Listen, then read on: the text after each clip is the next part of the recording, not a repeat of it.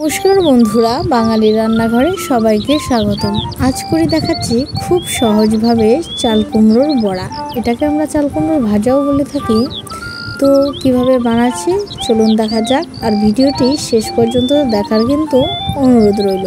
আর ভালো লাগলে চ্যানেলটি সাবস্ক্রাইব করতে ভুলবেন না, পাশে থাকা বেল নোটিফিকেশানটা অল করে রাখবেন। আমার নিত্য প্রয়োজনীয় সকল রান্নাই আপনাদের কাছে কিন্তু পৌঁছে যাবে।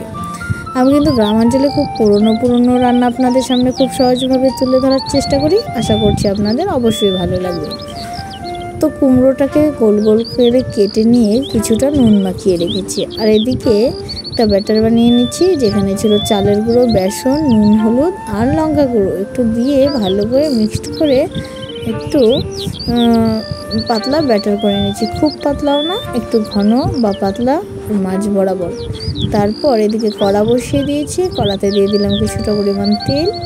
আপনারা চাইলে সাদা তেলেও করতে পারেন, আমি সরিষার তেলে করছি। তারপর ব্যাটারে একে একে কোট করে দিয়ে দিচ্ছি গরম তেলে।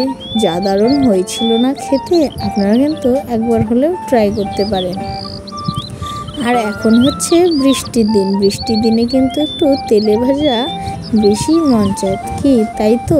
আমার তো তাই। আপনাদের অবশ্যই কমেন্টে জানাবেন মতামতটা। তারপর দেখুন উল্টে পাল্টে লালচে করে ভেজে নিয়েছি আর গরম গরম পরিবেশন করে নিয়েছি।